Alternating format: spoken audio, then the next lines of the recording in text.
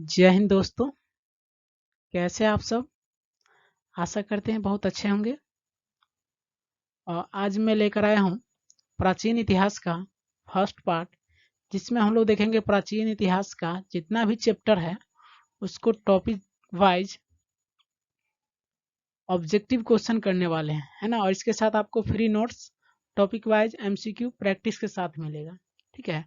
और ये जो हम बता रहे हैं ये कहीं ना कहीं हमारे कम्पिटिटिव एग्जाम के लिए बहुत ही महत्वपूर्ण है। इसमें से बहुत सारे क्वेश्चन हमारे कम्पिटिटिव एग्जाम में पूछ भी चुके हैं।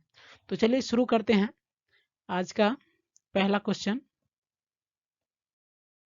नालंदा कहाँ पर स्थित है। आपके पास 4 विकल्प है, इसमें से आपको आंसर बताने हैं।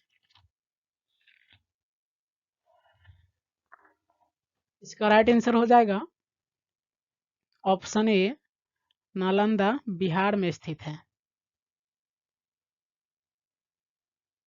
तो चलिए क्वेश्चन नंबर 2 को देख लेते हैं हम लोग। कह रहा है गुप्तोत्तर युग में व्यापारिक केंद्र था। आपके 4 विकल्प है। ऑप्शन ए धारा, देवगिरी, कन्नौज या उज्जैन। इसका राइट आंसर आपको पता है तो कमेंट में लिखिएगा। चलिए इसका राइट आंसर जाएगा ऑप्शन बी, यानी कि देवगिरी। गुप्तोत्तर युग में व्यापारिक केंद्र था कहाँ, तो देवगिरी। चलिए नेक्स्ट क्वेश्चन देखते हैं हम लोग। नर्मदा नदी के तट पर नर्मदा नदी के तट पर सम्राट हर्षवर्धन के दक्षिण अभियान को किसने रोका, है ना। तो आपके विकल्प है, इसका राइट आंसर आपको कमेंट में लिखना है। इसका राइट आंसर हो जाएगा ऑप्शन बी, पुलकेशिन द्वितीय। यानी कि हर्षवर्धन के दक्षिण अभियान को किसने रोक दिया, तो पुलकेशिन द्वितीय ने रोक दिया। नेक्स्ट, मौखरी वंश के शासक की राजधानी थी। यानी मौखरी वंश जो था इसके शासक की राजधानी कहाँ था। इसका राइट आंसर हो जाएगा option B, Kannauj. Next question को देखते हैं हम लोग। हर्ष के विवरण के अनुसार उसकी वंशावली में प्रथम व्यक्ति कौन था। आपके विकल्प है, राइट आंसर हो जाएगा option B, Naravardhana. Sorry, Naravardhana. Next question,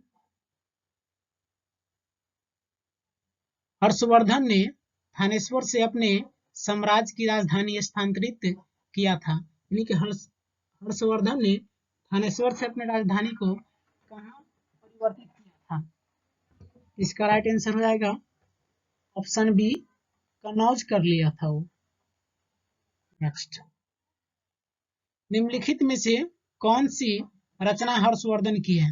आपके 4 विकल्प हैं, इसमें से आपको राइट आंसर बताना है। इसका राइट आंसर हो जाएगा हर्षवर्धन की, सॉरी, इसमें निम्नलिखित में से कौन सी रचना हर्षवर्धन की है। तो इसमें बता देते हैं हम आपको, क्वेश्चन में थोड़ा मिस हो गया। हर्षवर्धन ने 3 रचना की है, नागानंद, रत्नावली और प्रियदर्शिका। ठीक है, इसका जो है हर्षचरित्र हर्षवर्धन का रचना नहीं है। ठीक है, 8वां क्वेश्चन में देखिए आप लोग इसी क्वेश्चन को, निम्नलिखित में से कौन सी रचना हर्षवर्धन की नहीं है। ठीक है, तो इसमें से कौन सी रचना है जो हर्षवर्धन की नहीं है। तो इसका राइट आंसर हो जाएगा हर्षचरित। हर्षचरित जो है हर्षवर्धन का नहीं है।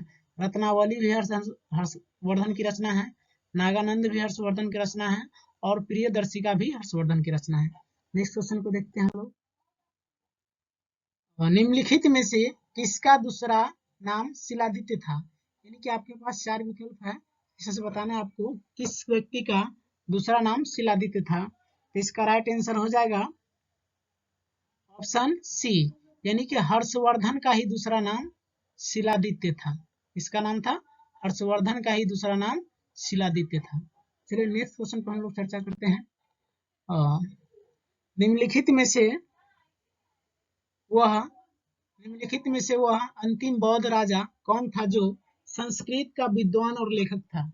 यानी कि ऐसा कौन राजा था इस चारों में से जो संस्कृत का भी, ठीक है, संस्कृत का ही विद्वान था, संस्कृत का विद्वान और लेखक भी था, विद्वान भी था और क्या था, संस्कृत का लेखक भी था। ऐसा कौन राजा था। ऐसा राजा था हर्षवर्धन। इसका राइट आंसर हो जाएगा ऑप्शन सी, यानी कि हर्षवर्धन मात्र एक ऐसा राजा था जो बौद्ध धर्म का था और संस्कृत का विद्वान और लेखक भी था। नेक्स्ट क्वेश्चन देखते हैं हम लोग। थानेश्वर में वर्धन वंश पुष्यभूति वंश की स्थापना किसने की? यानी कि थानेश्वर में वर्धन वंश या पुष्यभूति वंश का स्थापना किसने किया था? तो इसका राइट आंसर हो जाएगा पुष्यभूति वर्धनम। कौन था? पुष्यभूति वर्धनम। यानी कि थानेश्वर जो वर्धन वंश है ना, थानेश्वर में वर्धन वंश या पुष्यभूति वंश जो था उसकी स्थापना किसने किया था? तो पुष्यभूति वर्धन ही किया था, यानी कि यही किए थे इसका स्थापना। नेक्स्ट क्वेश्चन देख लेते हैं हम लोग। बाणभट्ट किस साम्राज्य के दरबारी थे? यानी कि बाणभट्ट जो थे वो किस राजा के या किस साम्राज्य के दरबारी थे? तो इसका राइट आंसर हो जाएगा ऑप्शन सी, हर्षवर्धन साम्राज्य के दरबारी थे। बाणभट्ट कौन थे? तो हर्षवर्धन साम्राज्य के दरबारी थे। नेक्स्ट क्वेश्चन, हर्षवर्धन के समय में कौन सा चीनी यात्री भारत आया था? यानी कि जिस समय हर्षवर्धन राज कर रहा था उस समय कौन से चीनी यात्री भारत में आए थे? इसका राइट आंसर हो जाएगा हैंसंग। यानी कि हैंसंग जो थे चीनी यात्री, वो क्या था? हर्षवर्धन के शासनकाल में भारत आया था। नेक्स्ट क्वेश्चन हम लोग देख लेते हैं। हर्षचरित किसके द्वारा लिखा गया था? यानी कि हर्षचरित जो है कौन लिखे हैं या किसने लिखा है? ठीक है, इसका राइट आंसर हो जाएगा ऑप्शन बी, यानी कि बाणभट्ट। यानी हर्षचरित किसकी रचना है? तो बाणभट्ट की। नेक्स्ट क्वेश्चन को देख लेते हैं हम लोग। किस व्यक्ति को द्वितीय अशोक कहा जाता है? ये तो अशोक है ही, और ऐसा कौन व्यक्ति है जिसको द्वितीय अशोक कहा जाता है? आपको विकल्प है। इसका राइट आंसर हो जाएगा ऑप्शन डी, हर्षवर्धन। यानी कि हर्षवर्धन को द्वितीय अशोक कहा जाता है। हर्षवर्धन को क्या कहा जाता है? द्वितीय अशोक कहा जाता है। नेक्स्ट, बंगाल का कौन सा शासक हर्ष का समकालीन था? यानी कि बंगाल का ऐसा कौन शासक था जो हर्ष का समकालीन था? यही हर्षवर्धन का समकालीन था। ठीक है, तो इसका राइट आंसर हो जाएगा ऑप्शन ए, शशांक राजा थे जो हर्ष के समकालीन थे।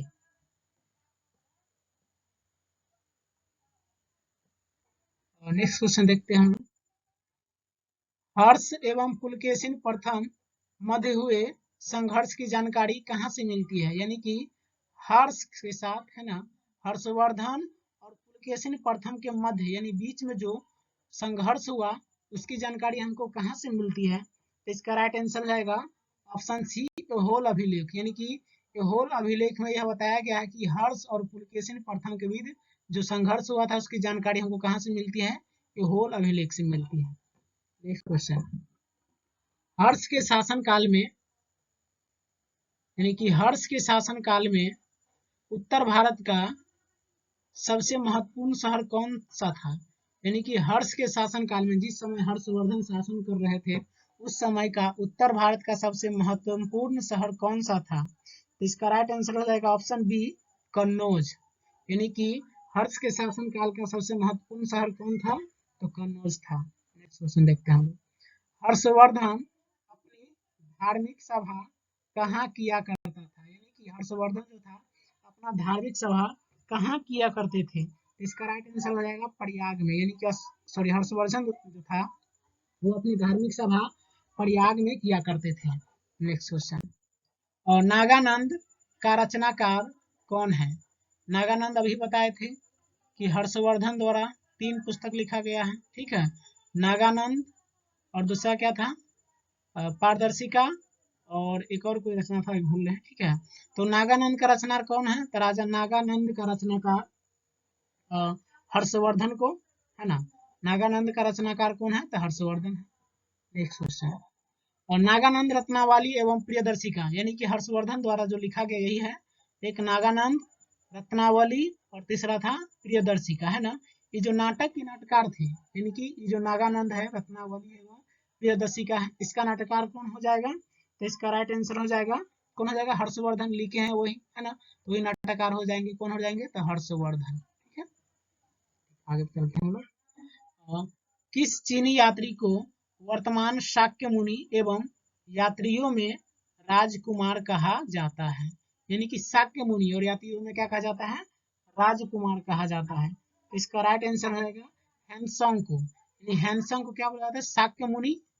हैंसोंग को क्या बोला जाता है, शाक्य मुनि बोला जाता है।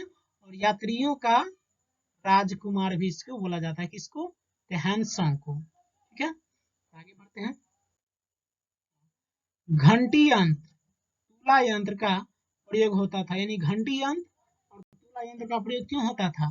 इसका राइट आंसर जाएगा खेती के सिंचाई के लिए। घंटी यंत्र तथा तुला यंत्र का उपयोग किस लिए होता था, तो खेती के सिंचाई के लिए इसका उपयोग किया जाता था। हर्ष और पुलकेशिन के बीच किस नदी पर युद्ध लड़ा गया था? यानी कि हर्ष और पुलकेशिन के बीच जो युद्ध हुआ था किस नदी पर हुआ था, है ना, किस नदी पर इसका युद्ध हुआ था? तो इसका राइट आंसर हो जाएगा नर्मदा नदी। यानी कि नर्मदा नदी पे ही हर्ष और पुलकेशिन के बीच युद्ध हुआ था। आज यहीं तक हम लोग देखते हैं, फिर नेक्स्ट क्लास में देखेंगे अगले पार्ट 2 में। ठीक है, किसी और वंश का हम ले लेंगे, उसका ऑब्जेक्टिव बताएंगे, यानी कि हर एक प्राचीन भारत का, प्रतिदिन में प्राचीन भारत का और हर एक चैप्टर का जितना भी MCQ बन सकता है उसको बना के हम आपको देंगे। अगर आप हमारे नए चैनल पर नए हैं तो चैनल को सब्सक्राइब कर लीजिए, ठीक है, और वीडियो को शेयर कर लीजिए ताकि ज़्यादा से ज़्यादा लोग देखें। ठीक है, तो मिलते हैं फिर एक नए वीडियो में, तब तक के लिए जय हिंद, जय भारत।